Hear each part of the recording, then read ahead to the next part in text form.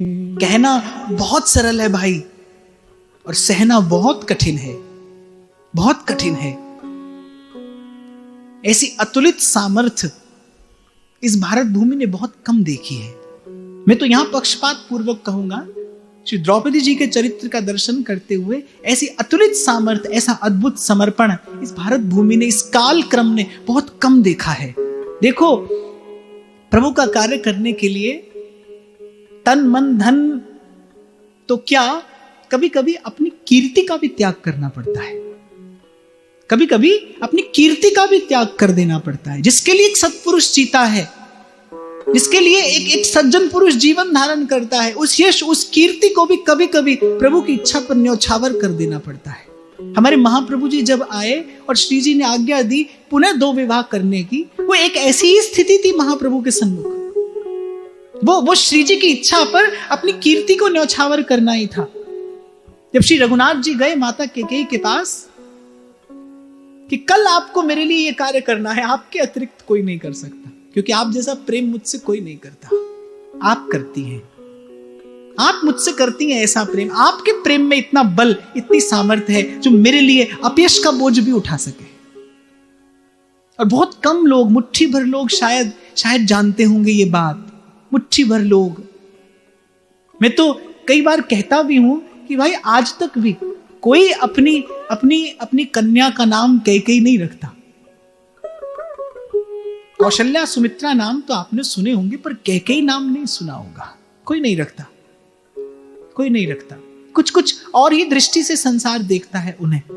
प्रभु के लिए, प्रभु की इच्छा के लिए, प्रभु की कार्य सिद्धि के लिए, प्रभु के सुख के लिए, प्रभु की प्रसन्नता के लिए अनंत अनंत काल तक अपनी कीर्ति का त्याग किया माता कैकेयी ने। अन्यथा भरत जैसे पुत्र को गर्भ में धारण करने वाली माता साधारण नहीं हो सकती। जहां गोस्वामी जी कहते भरत सरस को राम सनेही, जग जपे राम राम जपे जेही। ऐसे भरत को अपनी कोख में रखने वाली माता साधारण नहीं हो सकती। मुट्ठी भर लोग जानते हो शायद माता कैकेयी का प्रभु के प्रति वो निष्कपट अनुराग, वो निष्काम प्रेम कि अनंत काल तक के लिए ले लिया ये अपयश, ये अपकीर्ति अपने हिस्से। कहा श्री कृष्ण ने, कृष्णा समय आएगा जब जीवन तुम्हारे लिए बहुत कठिन हो जाएगा।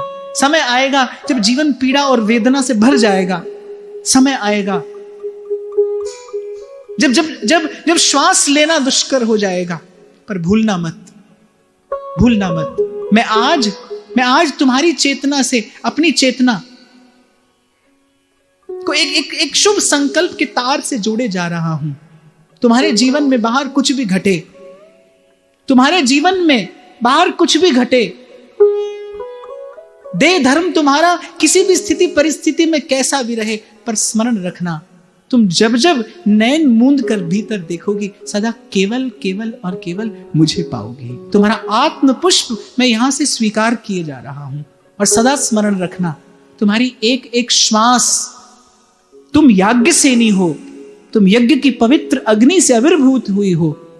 तुम्हारी एक एक श्वास तुम्हारे जीवन यज्ञ में पड़ने वाली आहुति के समान ही पवित्र होगी। तुम्हारा नाम लेने वाला अनेक अनेक पापों से छूट कर पावन पवित्र हो जाएगा। इस प्रकार गंगा में स्नान करने वाला जीव निर्मल हो जाता है, ऐसी तुम्हारा नाम लेने वाला, तुम्हारा चरित्र चिंतन करने वाला निर्मल हो जाएगा, पवित्र हो जाएगा। आज भी पंच सतियों में द्रौपदी जी के नाम का स्मरण किया जाता है। वो जो भाव पुष्प लिए खड़ी थी द्रौपदी हाथ में, प्रभु के हृदय पर वो माल चढ़ाने के लिए प्रतीक्षारत, प्रभु ने श्री चरणों में स्वीकार किया। और कहते सख्य का, भक्ति का एक अद्भुत संबंध, एक अद्भुत भाव